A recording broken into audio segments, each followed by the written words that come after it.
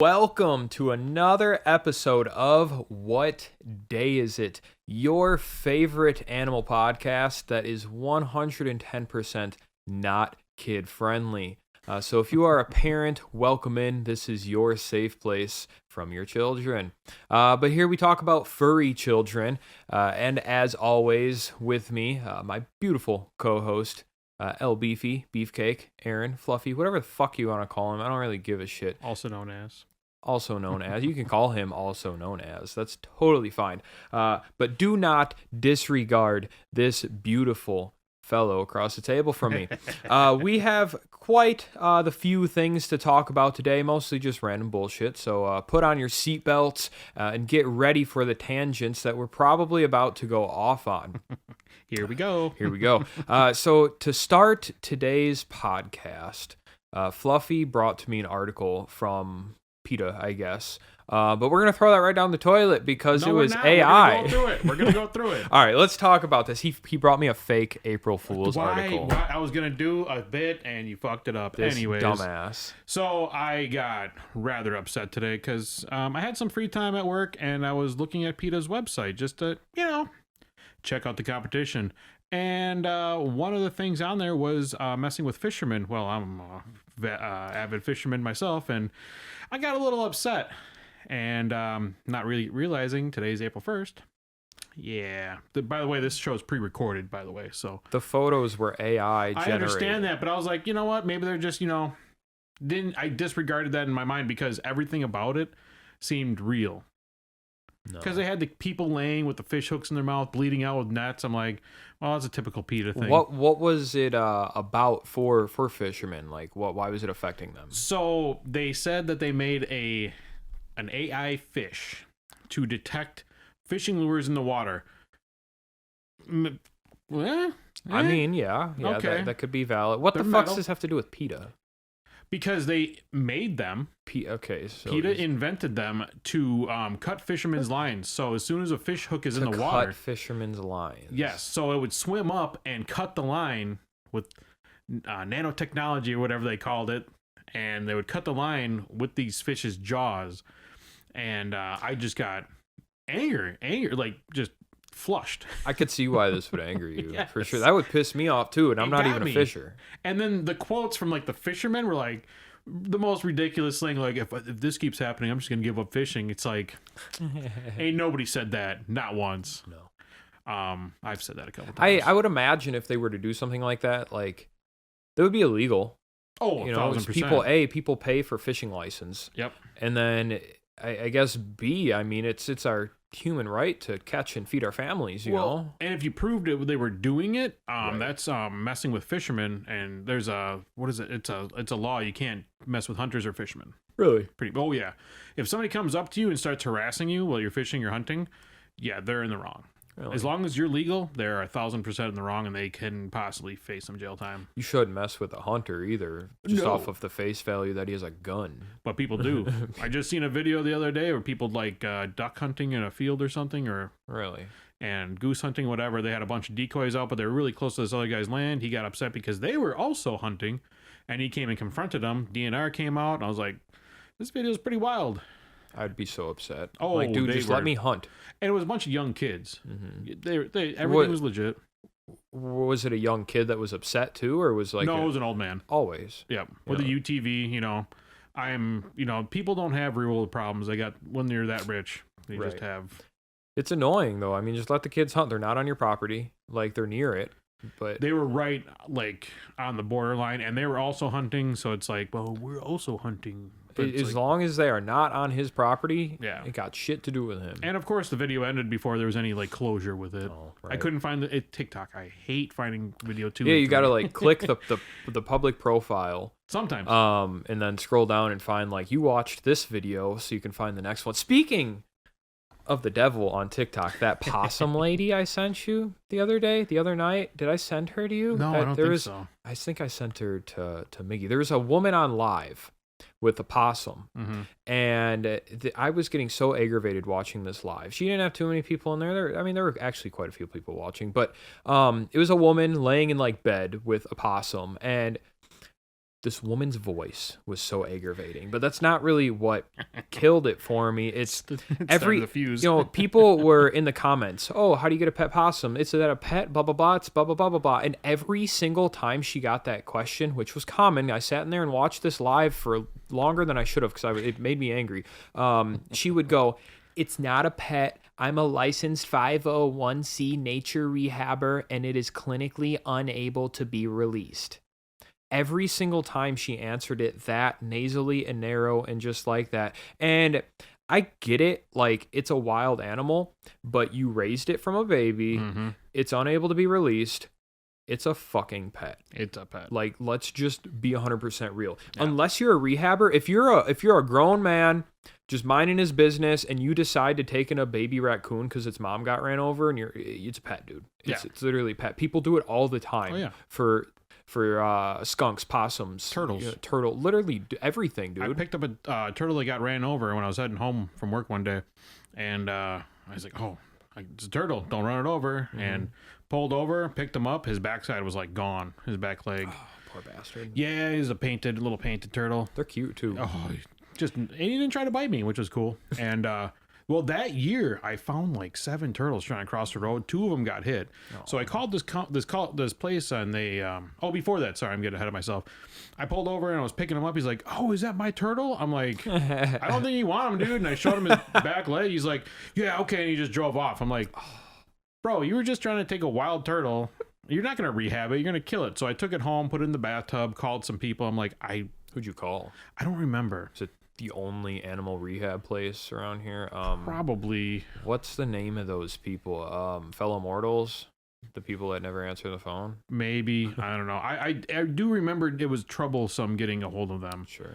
I don't know who it was. Honestly, this is like 8 years ago now when I lived in Twin Lakes. Oh yeah. And but yeah, it was weird. That one year, there was probably 4 or 5 snapping turtles, and then 2 paint turtles that got ran over. I think a snapper actually got ran over too. I had not long ago, I helped a painter across the road here paint turtle. Mm-hmm. There's actually up by the trees in the front yard up there, there's actually an old turtle shell. Like Oh, really? I found it empty, dude. Like something must have just ate that thing alive, man. Yeah, Poor bastard. Cleaned it up. But the reason I'm telling you about this possum woman is because it kind of correlates with last week's podcast of lies and people believing things and whatnot. 'Cause I sat and watched this woman for a little while longer, and what she was saying was, well, a lot of the stuff she was saying was like whatever. I just found her annoying. But somebody came in and asked, how many teeth does the possum have? And I think she said it has 50 teeth. But that's not the part that matters. The part that matters is she said after that they have the most teeth of any land-dwelling mammal. Oh. It's not true. Yeah. It's not true. The most teeth of something on land, we're going to talk about giant armadillo. It's got like 100 teeth or something like that. Jesus. Wow. And now the issue with this is there were like 200-300 people in her live that are going to go somewhere now and say, did you know that possums have the most teeth of any animal on land? Yep. All you have to do is Google it. Yep. But like we talked about last week, people take things as face value and you lie until it's true. And this woman, she probably thinks that's true, but whoever told that to her, she also took it at face value. Instead of looking it up and actually doing your research. No, like you could probably look it up on a book. You have Google. Google's a thing. You know, I mean, you got to be careful what you read on the internet. Except for camels. I mean, you can Google how many teeth a camel has on Google. Well, It'll get an some answer. things get a little cloudy with camels. Some things get a little cloudy with a lot of animals, for sure. But there have been so many dead animals and doctors and researchers that I guarantee you could look up how many teeth any single animal on this planet has. Oh, yeah. You know, and it's annoying because we're spreading false information. And I guarantee you, like, out of all the people watching that live, I would bet maybe like 5 people were curious enough to Google, like, is that actually, you know, the animal? Maybe none of them did. Maybe nobody gave a shit. They're like, oh, possums have the most teeth, yada, yada, yada. And then they're going to go spread that. And just people don't research things. And that's exactly really a whole bunch of what we talked about last week. You know, it was just super, super ridiculous. And so what did I do? I sat and watched the live stream a little more. You know, when she ended the live stream, it probably said, Camel Man is one of the most watchers in the thing. I don't know, I was in there for like 20 minutes just aggravated and pissed off. I didn't comment, I didn't do anything. Like, I just sat here and him and hawed, and I was like, man, like, this woman has a license to rehab, which is cool. So she says, which is cool. Thank you for helping these animals.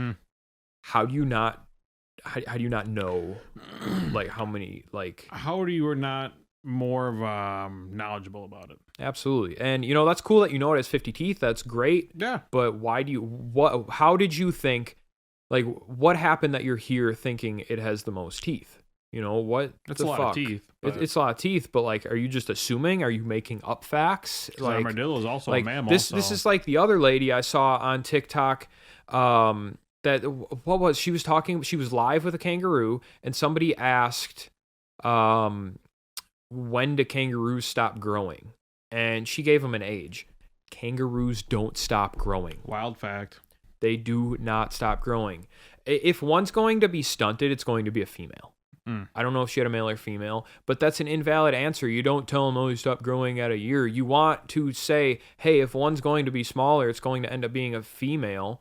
They could max out 36, 40 pounds or so. The male is going to grow its entire life. But, you know, between animals and humans, you know, the sexes have so many, you know, differences. And you have to tell people that, because now people are just thinking that kangaroos stop growing around a year. Like, it's not how this works. And, you know, you can keep talking on that, because like the male kangaroos, they don't get jacked until they're like 6-7 years old, which is all you see online too. Yeah. Everybody thinks a male kangaroo is always jacked. And they don't look like that. I've never seen one.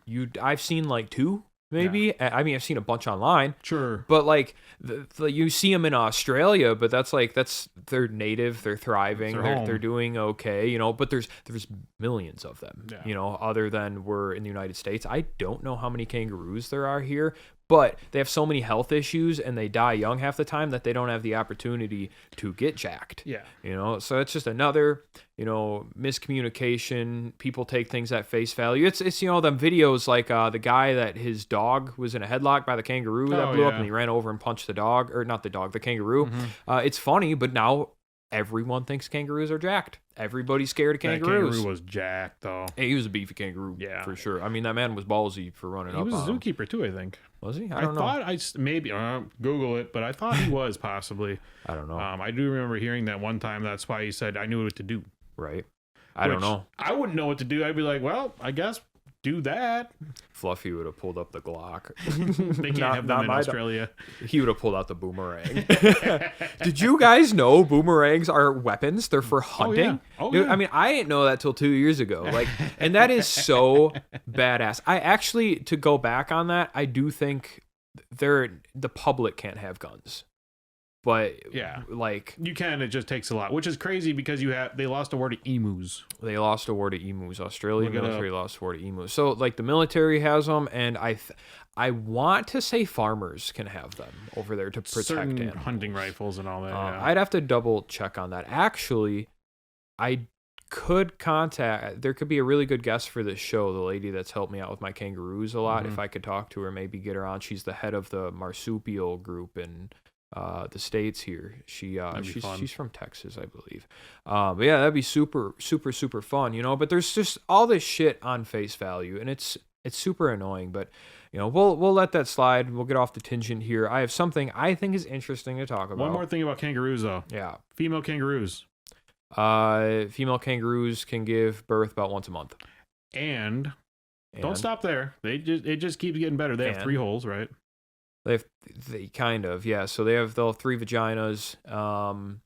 One is used during intercourse, of course, and then the other 2 are for birthing canals. And now, is that also included in their pouch? Is that included as one? No. So pouch is separate. No, the males do not have pouches. So you have 3 pouches with, or 3 holes, 3 vaginas with a female, and then a pouch. So it's not 3 holes per se. Let's not misinform. It's 1 hole, but there's 3 canals. Okay. So the one canal is used strictly for insemination. And then the mama kangaroo gets pregnant and her body's like, oh, I'm pregnant. And then the other canals begin to open, which are to the left and the right. And the babies will slide down those. Crazy. Out the vagina. And then the baby kangaroo is going to climb up mama, which is insane because it's the size of a pinky mouse. Mm-hmm. Goes in the pouch where it lives for about a year. Can't even see, maybe. Can't. Mm-mm. Yeah. Nope. That's so wild. It's super wild, and it's crazy how far instincts get this. So the average wild mama kangaroo is working with 3 babies at a time. Because there's one inside her belly, there's one in the pouch, and there's one that just is weaning outside the pouch, which will from time to time still try to get back in mom's pouch because that's its happy space. So by the time the newborn is getting into the pouch, mama could be pregnant again. You know, they're machines. They're absolute machines. And this is why kangaroos are just running rampant. If you guys ever go to a zoo in the States here and they have like 50 kangaroos, that's why. They breed and breed and breed. Really and nice. actually it's kind of a problem, you know, because we have all these animals that have been in the States for years. And now because how much they've been bred and we've only had so much stock, you know, there are inbreeding some places across the states, you know, which can lower, you know, the heights of your genetics. And there's not a lot of places. There are a lot of places, but there's some people out there that don't care. They're dishonest about it. They're like, hey, whatever, just keep breeding them. I'll sell them for $1,200 a piece, whatever. Because kangaroos aren't expensive, guys. You know, I'm just gonna be real Blows with my mind. you. You know, the female kangaroos currently are going, if you can get a deal, about $4,000 up to $7,000. A male kangaroo you can get for $1,500 all day, which is absolutely crazy for sure. There are a lot of animals that are just not expensive, but each animal has a different category of its own. And why, or of their issues, I should say, but it is an issue with how often they give birth in Australia and over here, because they're invasive. You know, everything from Australia is invasive to its own country. That's so funny. Which is wild to think about, you know. So they come over here and they're not invasive because they're in captivity, but they're almost invasive to their captive pens. Like I have been to places with literally like 100 kangaroos hopping around, you know, like what the fuck are you doing with 100 kangaroos, man? And you could sell them off, but then people start breeding them left and right, you know, more directions, and we have more kangaroos going around. And that's part of the reason they become so cheap, is because there's so many of them. I guarantee you when kangaroos came over here, they were selling for crack money, man. Oh, yeah. Like big old bucks. You know, there was a point in time where goats were $10,000 a piece, you know. Wild. Absolutely insane. And now they're, you know, a couple $100 because of inflation, but you used to have to be get rid of free. them, right?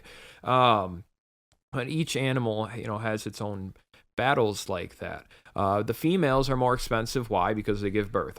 Most female animals are a little more expensive. I shouldn't say all, but a lot of them. So you're popping out a baby once a month is if everything's good, everything's healthy, you know, everything's normal. Maybe you got you know, multiple mom kangaroos. So, you know, if you got one Joey, or not a Joey, excuse me, one boomer, a male is called a boomer. If you got, and a girl is called a flyer. Fucking boomers. So if you got, you know, 3 flyers and a boomer, he's impregnating all of them. You're talking, you could get 3 kangaroos out in a month, man. You know, like it's. Jeez.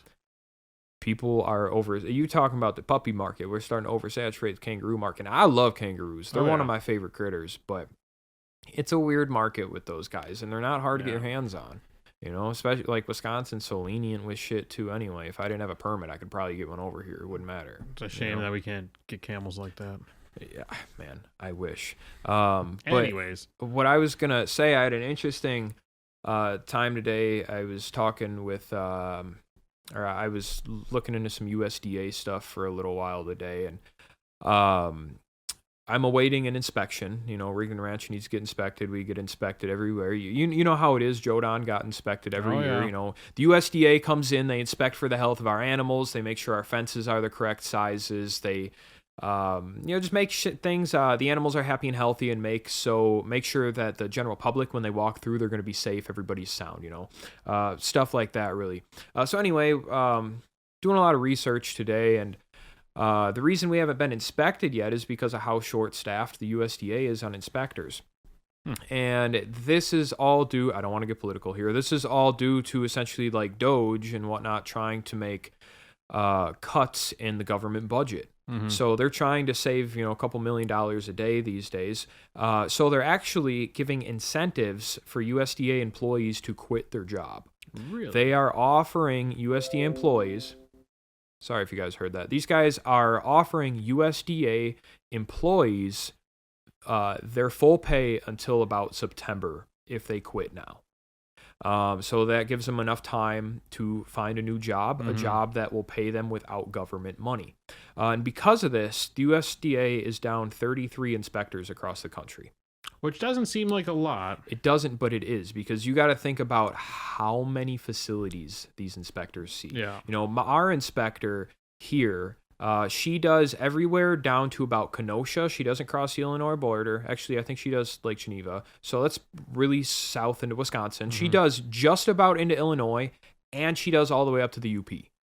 Wow. And so in this area alone, we're talking 30 zoos, easily. I'd have to look at the list, but it's not just zoos. They inspect research facilities. They inspect dairy farms. They anything animal related, they inspect, and they're all different categories. So this one USDA inspector could have anywhere from 100 to 200 facilities alone that she or he has to get to every season, dude. And that's just from southern Wisconsin here, my guess, all the way up to the UP, man. Into the UP or just to the border? In the UP. Yeah, okay. Like so she does, our inspector does DL DL. there too. Oh yeah, absolutely. So maybe not like 200, that might be killing it, but it's a lot. And they're only allowed to work 8 hours a day. That's wild. So when we get inspected, my current inspector's from Green Bay. She drives here she drives 3 hours to get here. That's 3 hours out of her day gone. So she only has X amount of time to inspect. So by the time we're done here chit-chatting, she probably can't go down the road and inspect another ranch because she's clocked out.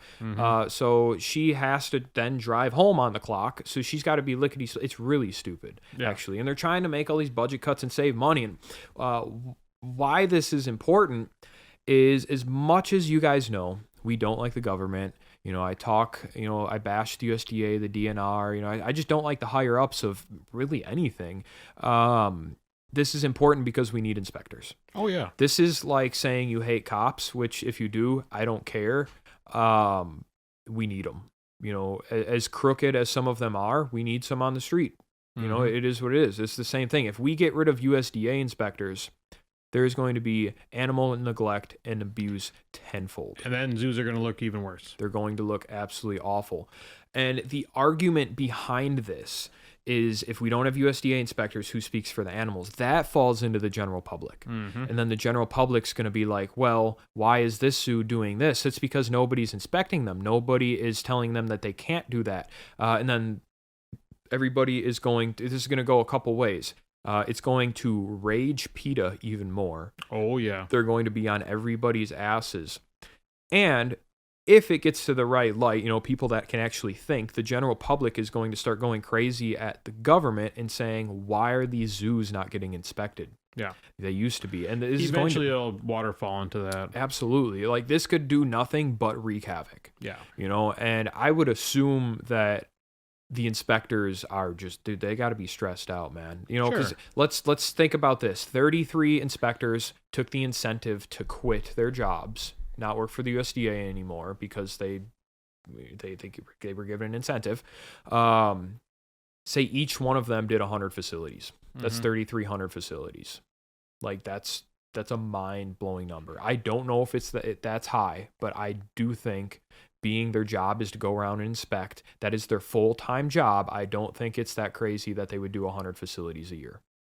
No, that's one facility every 4 days or whatever. Right. And you just have to remember that it's not just zoos. Yeah. Labs, slaughterhouses, dairy chicken farms, duck farms. Yeah, all types of stuff. Anything that produces anything that goes to the general public.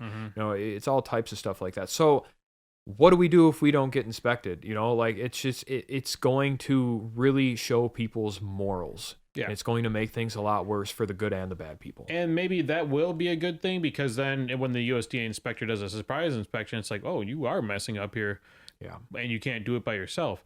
See, you have the public. Yeah. The public sees something wrong and they'll be like, well, you know what? We're not coming here anymore because your camel's dying. You're losing business. Yep. And outside of losing business just from that one person, they could report this. Yep. And you can anonymously report things to the USDA. Mm-hmm. You don't have to give your name. You can go on the USDA's website, put the facility or their licensee number or whatever, and say, this is what's going on. Drop the tip, which then gives them incentive to come out and check you out. And then that goes public. Yeah. All USDA violations are public record. So if Joe Schmo over here punches his bear in the head and USDA puts that on a violation, PETA can download this and blast it all over Facebook. And that's everybody's problem. And that's going to hurt a lot. Absolutely. The public will, Absolutely, it's going to hurt a lot. And I do think, it would rat out some of the worst places that have bad moral standpoints that are just in this for the business, because without an inspector, if they really start messing up like you're saying, it could definitely rat out some of the bad guys. But I don't want that for the animals. No. No, and that's the sad part is like these people some people just don't care. No. And they'll let the place go to shit for reasons. And like, you're making money on these animals. Yeah. Whether it be a slaughterhouse or a farm, whatever it be, maybe. Like, you should do it for the animals and for yourself. Absolutely. If you want to be successful. Absolutely. Nobody has successful dead animals unless Right. you're a taxidermist. Right. And this goes into the topic that I always talk about with you guys is when people have zoos, ranches, farms, whatever, they should always be taking care of their animals properly. But the people that govern us need to inspect us, tell us what we're doing wrong, and tell us to fix stuff. The people need to be mad at them as well. Like, I always say that. But from a moral standpoint, we all need to take good care of our animals. But the people above us making the rules, if everything is going okay and you're still not happy with the way the animals are kept, don't call the zoo. Call the USDA. Yeah, or DNR. Well, DNR can't do shit about exotic animals. Well, it's not their jurisdiction. Not exotic, but like if you had a cougar that's being mistreated. Yeah, if it's a native animal, call the DNR. If it's exotic, call the USDA. Because DNR will be. Ooh. But they can come in. They can change the lay of the map. They can give them the rules. And that kind of brings me to this. We talked about. On one of the prior podcasts, small pens, small cages, small enclosures, whatever. Just for shits and giggles to show you guys that I wasn't out of my gourd, I went and downloaded all of the licenses to have cougars. So first of all, these are the licenses for dangerous animals, says the DNR. Mute swan, cougar, wolf dog, and bear. Mute swan. It's hilarious that the swan is on there, but the swan fuck you up, dude. Yeah, they fought me before. Really? I caught a swan. Really? Years ago.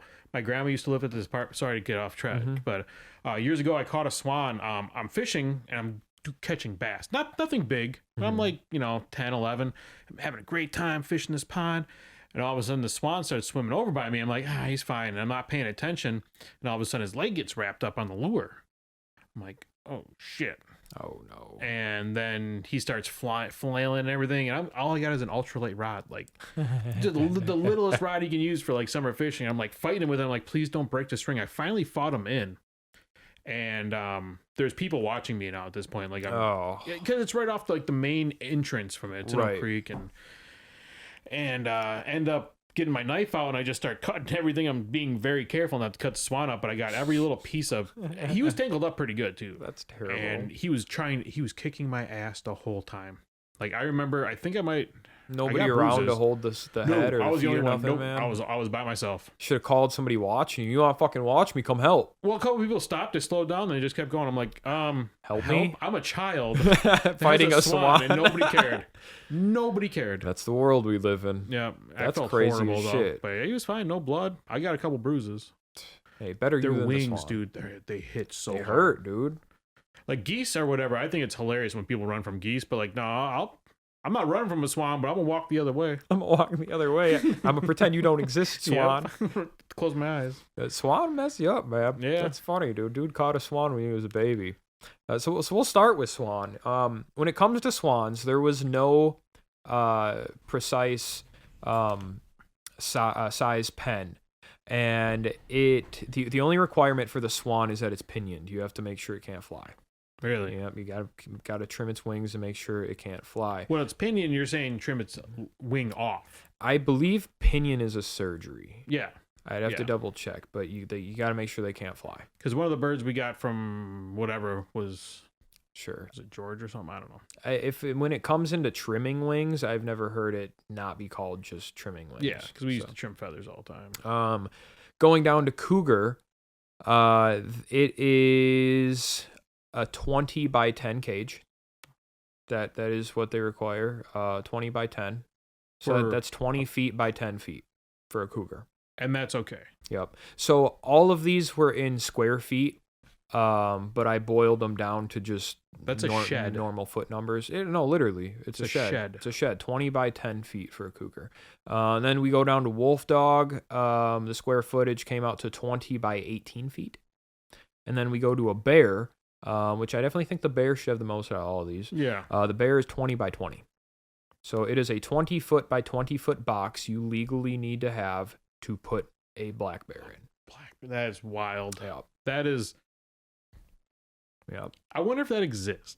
Oh, I'm sure. Like, the pen we had here for not my zoo, Jodan Farms, Rosie's the cougar was probably like 20 by 20.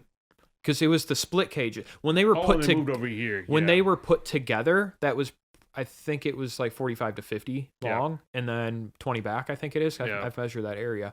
And then there was a bear in there at one point, and it was probably like 20 by 20. You know, he was pretty small at that point, yet, wasn't he? Though he's getting bigger when he moved over there. Oh, okay. But I wasn't here then. So. You know, we planned on building a pen, and then, and it just never went through. You know, and then the bear was rehomed rightfully, and yada yada yada when Bob passed away. But that's the thing. You go to the zoo, you see a bear in a small enclosure, mostly like, this is probably going to be like roadside stuff. You go to see a zoo, a bear, a cougar, it's in a shack, a corn crib.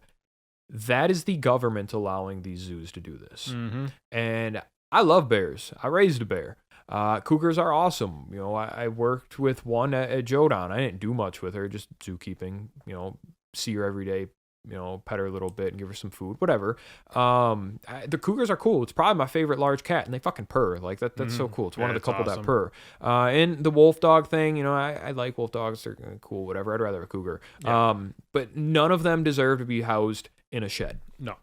You know, and majority of facilities, I would say, they give these animals quite a bit of room. Yeah. The majority of them definitely does. But if you guys go somewhere and there's a bear in a 20 foot by 20 foot enclosure, you know, first of all, yeah, you can be mad at the zoo. That's fine, because they should know better. They should do better for that animal.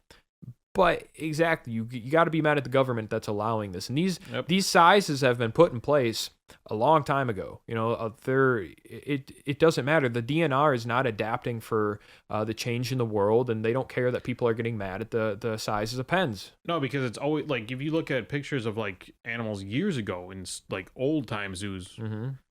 I couldn't live in there. No, I mean, it's a cell. Some old time zoos were like old circus wagons, you know, way back when circus wagons. Corn cribs. Yep. For big animals, like, no. Absolutely. That shit's not okay. No. But what I'm getting at again is the people making the rules need to be punished just as much as the zoo owners, you know? And I'm not saying go out and find a zoo on the internet and turn into an internet warrior. No. You know, like, don't do any of that shit. Don't be stupid about this. Don't do nothing ridiculous. But just remember there's two sides to the coin here, you know, and both of them are important.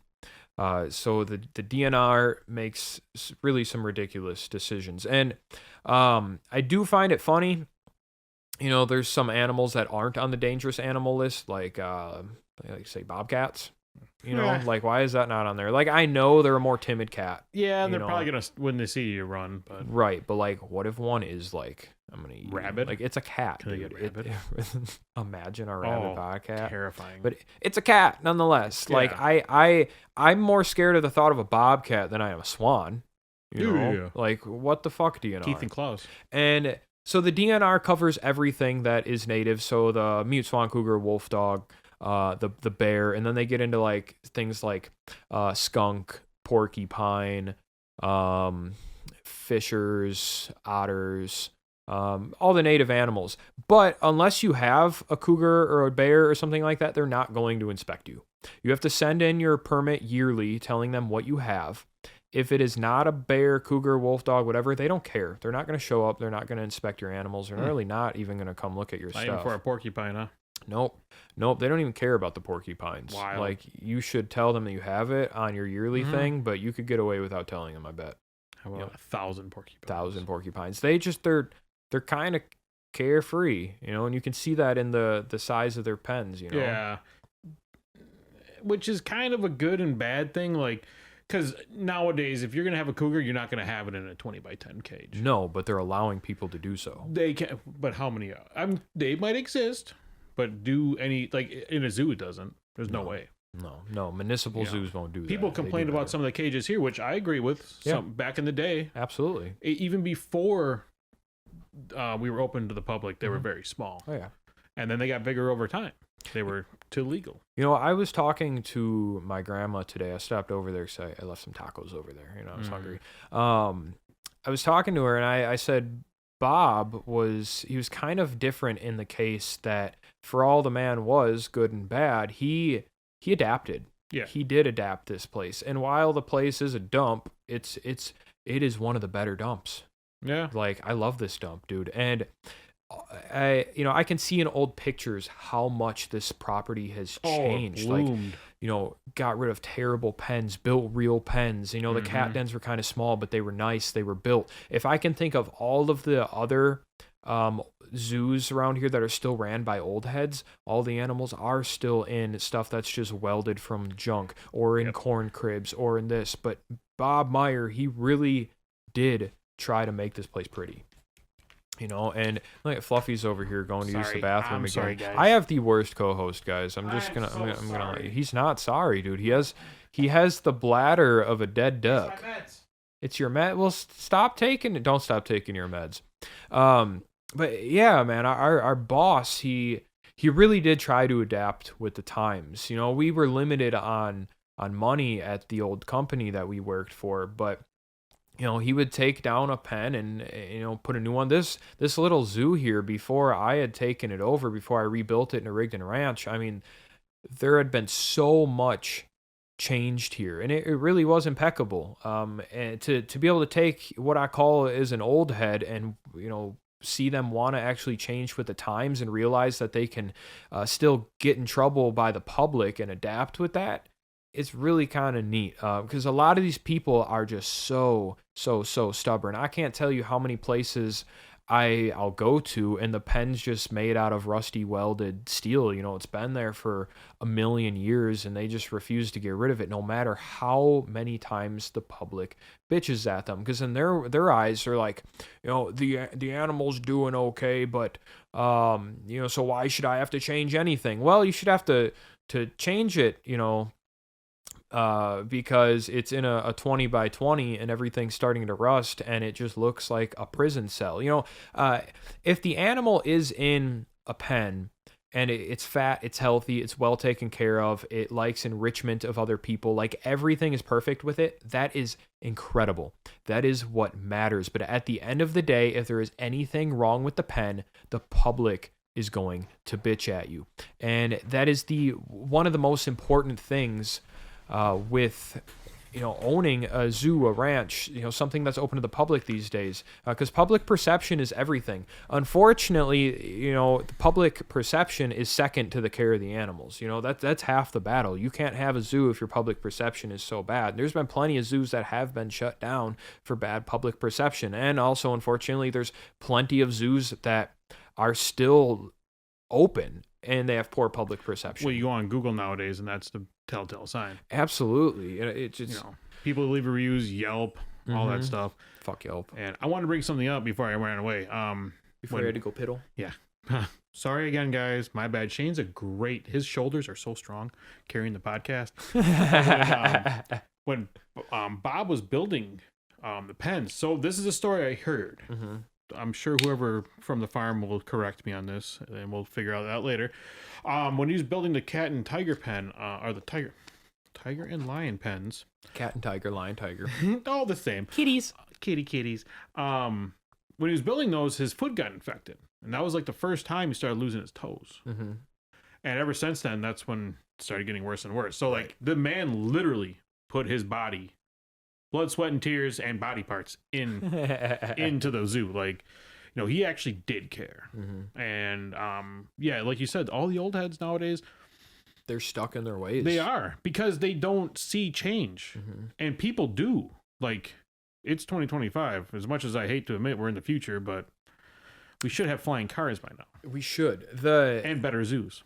The most adaptable zoos that are in this area right now are the ones that are ran by people that are younger. You know, you go there, they're the cleanest. Yep. We're still happy to talk And to they have to people. be. You know, absolutely. They're not grandfathered into shit. No, we're not at all, you know. It's the other, you know, youngest person I could think of is, you know, Paris Deer Park, you know, Steve Valera. Oh, yeah. And he's the closest in my age to zoo owners anywhere near us. And the Right place down the road. It's as clean as I wish my place to be, you know, Yeah. and it's definitely an age thing, you know. And how old is Jay? Jay's like 40s, right? 50s? Jay's got to be in his 40s. Okay, so that's still young. He's still younger. I'd you say know, young. He's younger, and his place, it is one of the places that's popping. You know? Oh, yeah. But he's got prime real estate. Yes and no. I mean, he has, you know, it's a good location. The only reason I don't like his location is it's swampland, you know, and he has dry land animals everywhere. Oh. You know, and I've never been there, so. It's fun, but it's just a drive-through, you know, and it's, Yeah.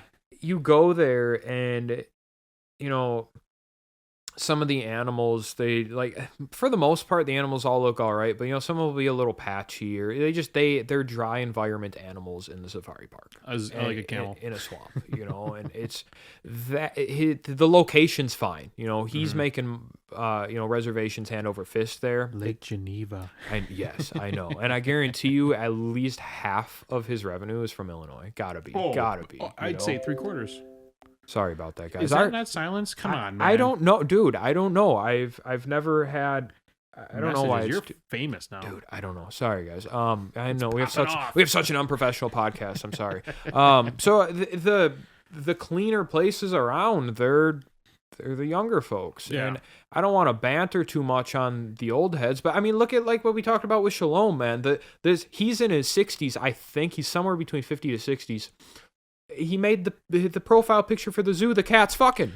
Yeah, you don't do that. No. You don't do that. But that's a young person thing to do. Yeah. Oh, yeah. But it's funny. It's not right. To me, it's funny.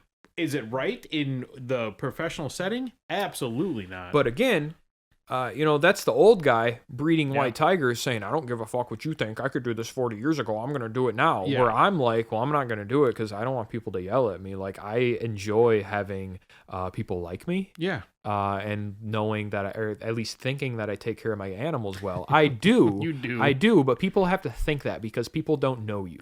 Yeah. You know, so you at least want to do the best you can to show people that you take care of your animals. And doing shit you're not supposed to do on the internet is not how you do that. No, it doesn't look good. It's bad.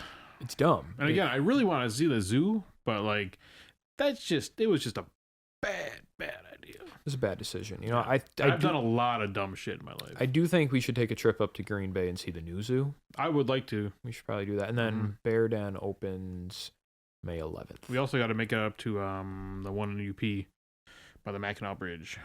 Garland. Garland, yes. You've been to. Yep. Yeah. Awesome zoo. Beautiful zoo. Small, but man, do they just pack a punch in that place. I would like to make it back to Deer Tracks Junction, where the bear went.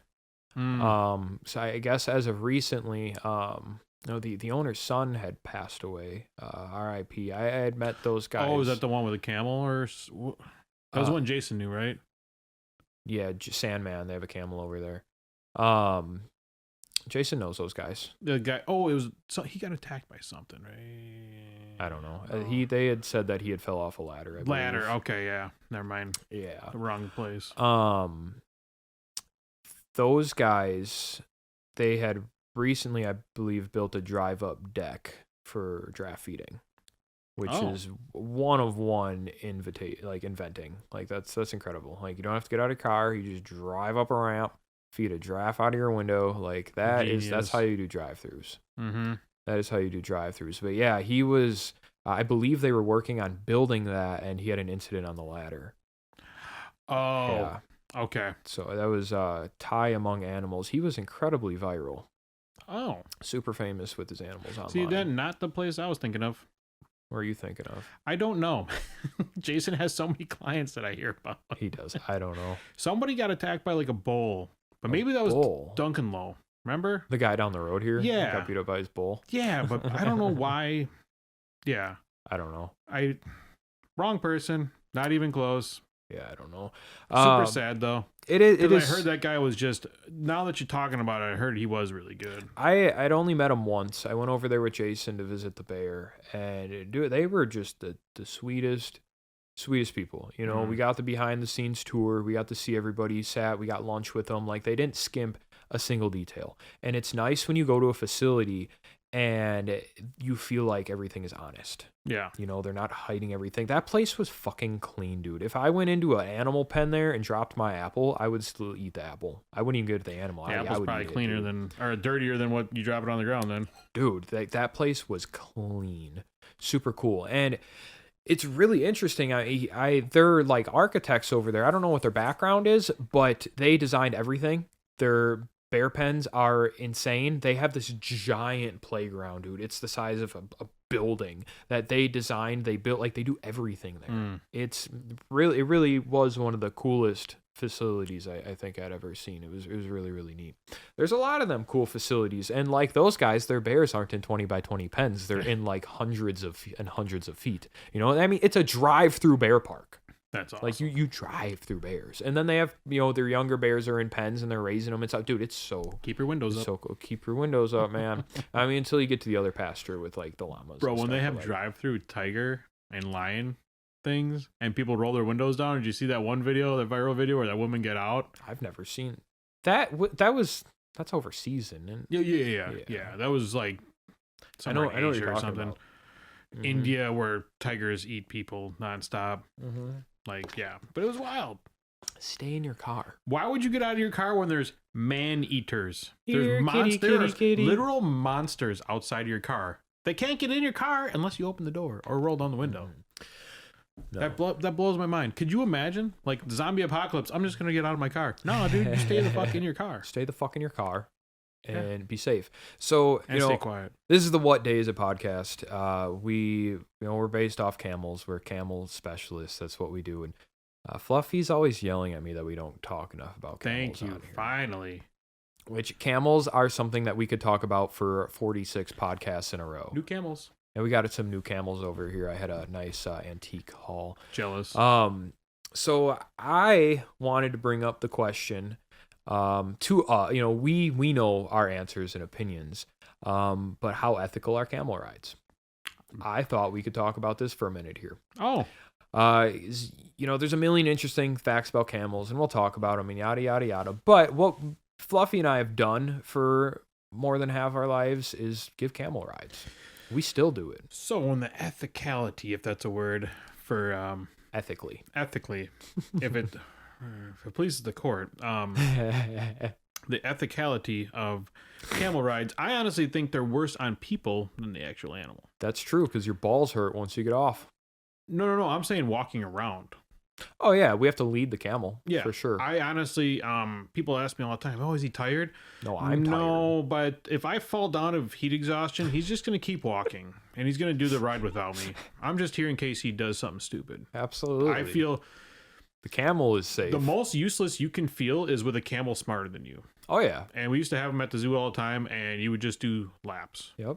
And laps. And it would just be sun baking. People just. Ah! And they can walk They would forever. just They're go. built to walk. They They have built-in insoles. They were called ships of the desert for a Ships reason. of the goddamn desert. And camels, a lot of people don't think about this, or I swear to God, people have told me that I'm lying.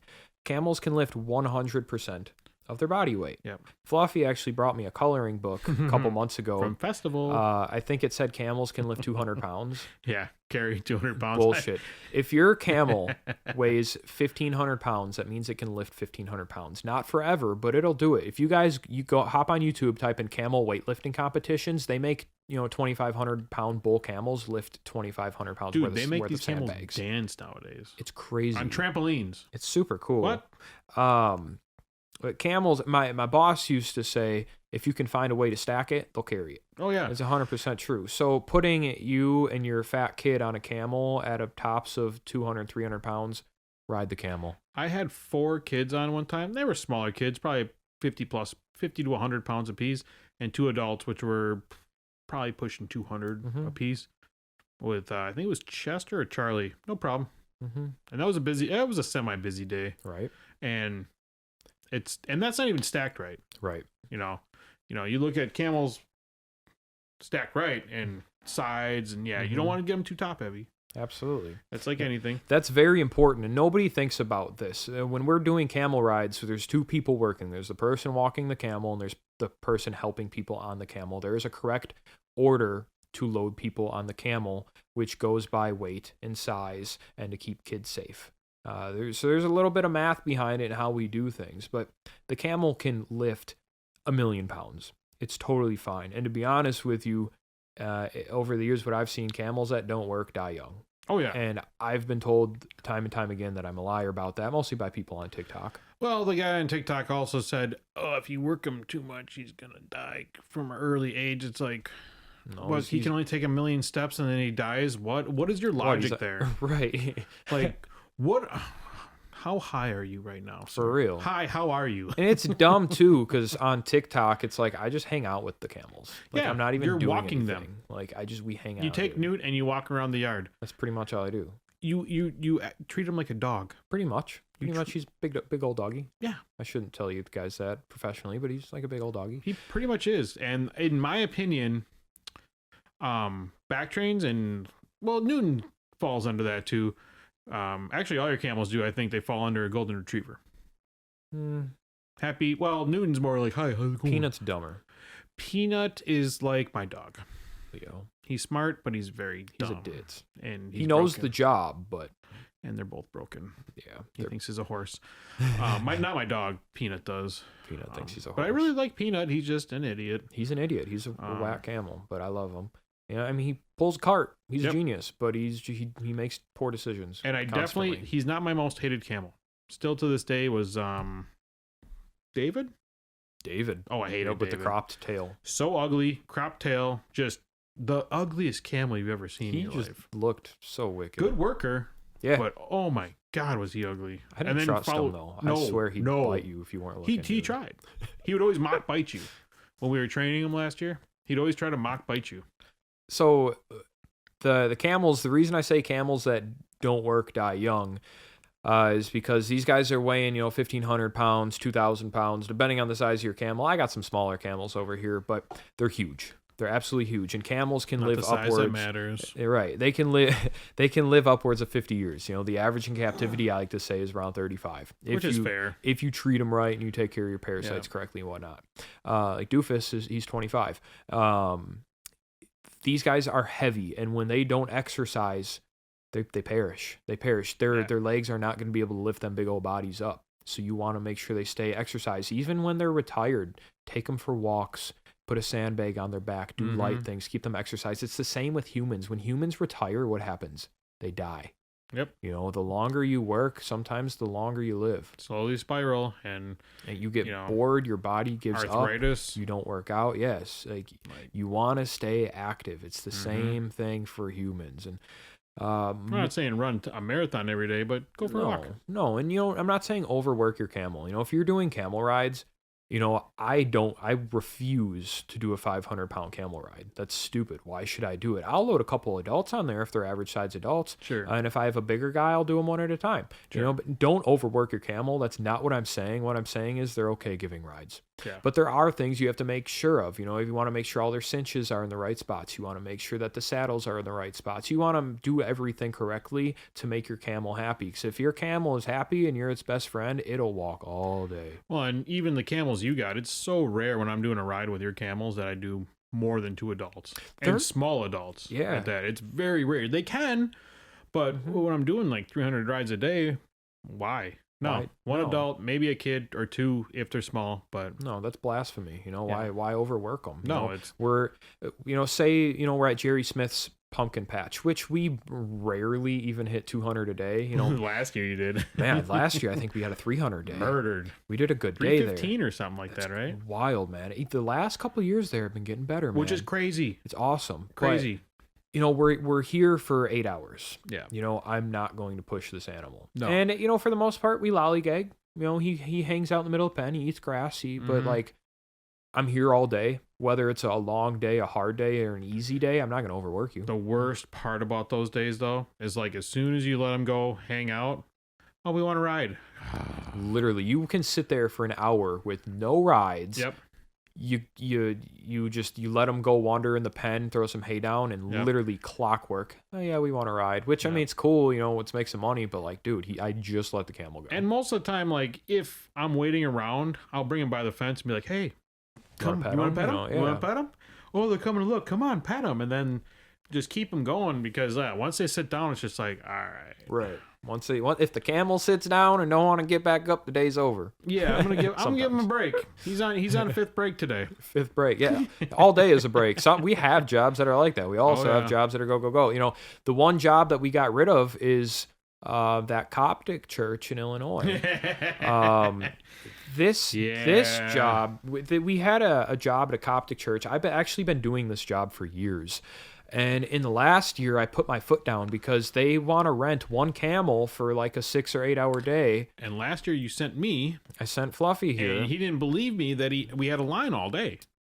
I believed you. It's busy. No, you were like, oh, it's not that busy. I didn't think it was that busy. Yeah. But it's busy there. Yeah, it was a line. But the guys... With adults. Adults is the problem. That place primarily wants to run adults. And this specific church they rent the camel, and they sell camel rides, and then for an additional price, you can get your picture taken on the camel with like a Sphinx drop behind it, which is cool. But they're expecting us to have our camel ride 500 adults in a day.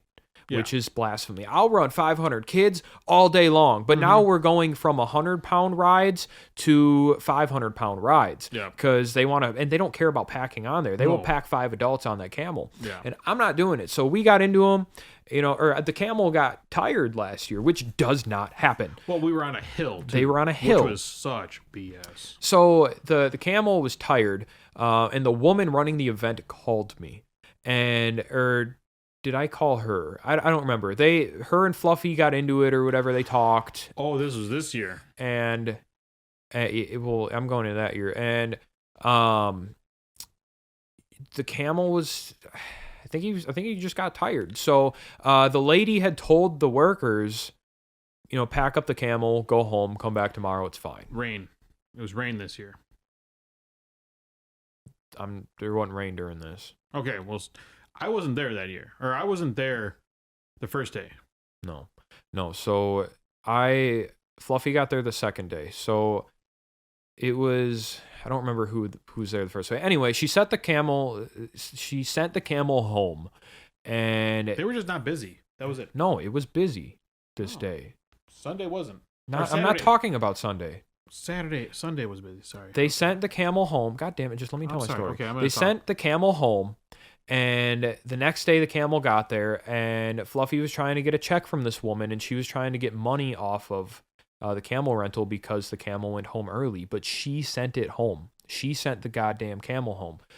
So needless to say, I called her, and I had never been mean to a customer before. You called me life. first and said, get the check. I did. Anyway, I called her, and I said, I heard you're trying to stiff me.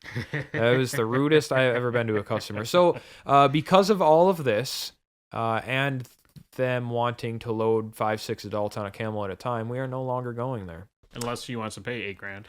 Yeah, I told my agent to just quote them some unbelievable price. I actually think she sent them to Mike, the other camel guy, which I wanted them not to do. I didn't want them to ever get a camel again. Yeah, well, you know? Let them enjoy that. But we know Mike's camels like to run away with kids on them, so... Info off stages? I don't know if that was his. That might have been him. I remember we talked about that. We'll have to boil that down. Yeah, I'll figure that out one day. But when I did, I talked to Fluffy, like you said, or before I talked to this woman that booked the gig, and you could probably tell I was livid. Like I really try not to get upset when it comes to things like that, and I do not like talking to the general public or people that book us rudely, especially this specific event. I had been there for years, and but I did this event through Jodan Farms all the time, and now that the event is in my hands, my business, I'm not letting my camels do that. Well, and let me paint this picture. Is I just got done tearing down, rolling up all the stuff, cleaning up everything, and then I get a phone call from Shane saying, "Did you get the check?" I said, "No, I'm still cleaning up." "We'll get the check. You're not leaving until you get the check." You sounded like Bob. I did. I felt like Bob. I was pissed. I was fucking pissed. And I was not happy either, but I'm like, well, he's mad. I'm not going to push his buttons right now. So we did finally get a check. She mailed it. I didn't get it for like 4 weeks, which is ridiculous because Palatine's an hour away. Yeah, and I told her she was in breach of contract because she wanted us to stay late. I said, absolutely not. We are here for 8 hours a day. That is what contract says. You sent us home early yesterday, which I wasn't aware of. Yep. And then she said, well, you guys left early yesterday. I was like, not to my knowledge. I wasn't here. You told us to leave. So, yeah. So this is one thing I was talking to her about. I said, Christy, did the camel, God damn it. Sorry, guys. Did the camel do every ride yesterday? And she said, yeah, but it seemed tired. It did every ride. It didn't refuse to do any rides. No. It did its job. You sent it home earlier. And she admitted that it did all the rides. If I would understand if I sent a camel out that was bucking kids off or wouldn't get in the chute, wouldn't do any rides, but that wasn't the problem.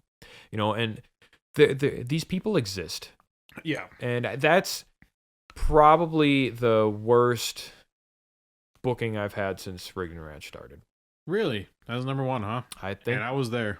Yeah. I was there for that. We've had some other loop-de-loops and roundabouts. My agent, Tabitha, she handles a lot of the footwork when it comes to paperwork and the phone calls and stuff like that. I'm very grateful for her. Man, some of these fucking emails she gets are worse than mine. Question for you, since we're on the subject. Worst camel ride you've ever done? Brady Street. Me too. Was that the one with me? Or the day we were there? That's the only one I've done. Me, you, and Brant. Brant, what up? I was maybe 18 because I was walking camels. You were young. You were super young. And Brady Street, so there's an event in Milwaukee called Brady Street Festival. Hipsters. Yeah, it's on Brady Street, and we would get hired out by Casablanca. We talked about this last week. We did a little bit. Yeah, we did. Yeah. Anyway, it's a 12-hour camel ride. Yeah, there was a drag show there. There was wrestling, midget wrestling. Walking in a circle food. for 12 fucking hours. Yeah, we talked about the food. But it was like a 15-hour day. Because we had to drive to Milwaukee, set up, do the rides, pat down at midnight. No, nobody sees that. And that's me and Tabitha talk about this all the fucking time. And now I'm mad because here we go.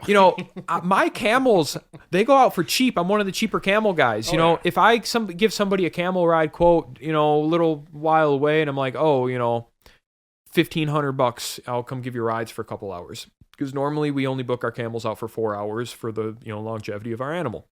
And they'll hem and haw and try to barter with us. Yeah. You don't go to fucking McDonald's and say, I'll give you $1 for the cheeseburger. Right. No, you can't do that. And I'm a mom and pop business, but you don't do that. You don't barter with this. These are my prices. If you want cheaper, go hire the guy with bull camels that'll get your kids eaten. Yeah. You get what you pay for. I'm selling knowledgeable staff, somebody that can get the animal there and home safely. And at that, if I pull up with one camel in a trailer or truck trailer and a camel, we're pulling up with $100,000 worth of shit. Yeah. I have my used $35,000 truck. The trailer I'd sell for, I don't know, 15 grand. All of my ride equipment, my saddles are thousands of dollars. The ramp would be thousands of dollars to get on the camel. The camel is $20,000. If I pull up with three like we're doing acuity with all three camels, we're pulling up with $150,000 worth of shit. So you want to be mad at me? I'm charging you $1,500, but I'm pulling up with $100 grand worth of shit. Yeah. I'm not making but a small percentage of what my rig's worth, and I'm risking my life getting here. I'm risking my camel's life. I'm putting wear and tear on my trailer that's already from 97 with 1 million miles on it. My brake pads, wear and tear on my truck that I have to maintain. And I don't keep all this goddamn money. I go do a job, I got to get a $150 oil change. Eventually, I'm going to have to do the brakes on the trailer. I'm going to need vet work on this camel. If I do a job with the camels that's overnight and across state lines, I have to get health certificates done on the camels, which are $200 a pop. People don't even see that. People don't see this shit. I'm not making the money people think that I'm making. And why do people think that, say, $1,500 to get a camel at a birthday party is a lot of money? It's a fucking camel. Yeah. Like, it's a camel. But people think, because there are people out there that have money that will do the same thing you do, but don't have to get paid. You need the money. It's blasphemous. And, in this, the world fucking bugs me, man. I'm broke and I have a lot of assets to show for me being broke, but do not hem and haw at my price. You're cash broke, asset rich. Pretty much. Well, asset okay. Asset okay. I got 3 camels that I love dearly. No Ferrari yet. A good truck, mediocre truck. A good trailer, a mediocre trailer. Like, we got the stuff to do the job. If I was rich, I'd be pulling up in a brand new 2025 8-foot tall Featherlight, but I'm not. Yeah, one of these days. One of these days, but that's a $100,000 trailer. Well, the car you want to pull it with is $100,000 too. Dude, I know. If I had the money, I'd have a new F450, but I'd fucking Ferrari. don't. Or Lamborghini. If I could get a camel and a Lamborghini, like that's some like you're gonna overseas one of these shit. days we're gonna be so rich. You're gonna be so rich that you're gonna be able to pull a camel with a drop top Lamborghini down the road. Imagine, dude. Oh man, gooseneck on the Ferrari. We're gonna chop it off. You called it. Oh yeah, we're chopping it off with a sawzall. Not even professional, just a sawzall. Who cares if it's mold? We got more money for shit. One day, man. That's some overseas shit. Like, you see, like, people with the tigers in their cars. I want to go to Dubai and see those camels. I want to see what the camel world really is. Not here. I want to ride a camel next to the Sphinx. Like, I know it's so touristy and stuff, but like, it's different. The pyramids are like right next to cities. Yeah. There's a Pizza Hut like 10 minutes away. Dude, I didn't know that till probably last year. If you guys don't know this, Google the location of the pyramids. It's not in the middle of a desert. No. There's cities surrounding the pyramids. Crazy. I know it's a little off topic, but they're finding with LiDAR now like chambers underneath the pyramids. Really? Huge chambers. And I don't know how deep you want to get with this, but from the videos I watched, this wasn't an April Fool's joke? No, this was not. I got another thing about PETA though. Fuck. We'll finish the pyramid. Okay. So I'm not going to get into depth with it. Watch Joe Rogan. I'm sure they covered this, but yeah, there's supposed to be a power plant or something. Like, it blows my mind every time I think about the pyramids. So, oh yeah.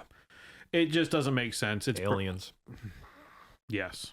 Yes. I'm not going down that road, but yes. Different podcast. Yeah, different. We'll talk about it a little bit, but mostly, yeah.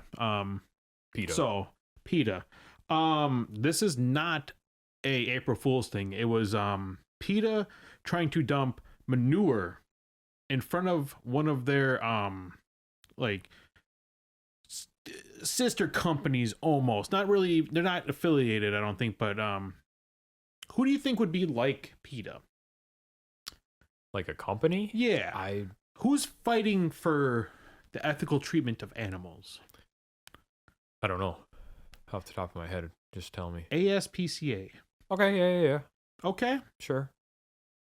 They went to go dump a truckload of manure that was frozen because they're PETA. They're idiots. How old is this?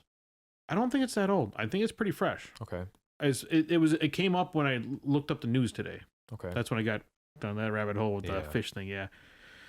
And I almost sent it to Colin and Alex just to be like, look at this bullshit. Dumbass. But yeah, I'm an idiot. But no, like, so the ASPCA, I'm cool with them. Yep.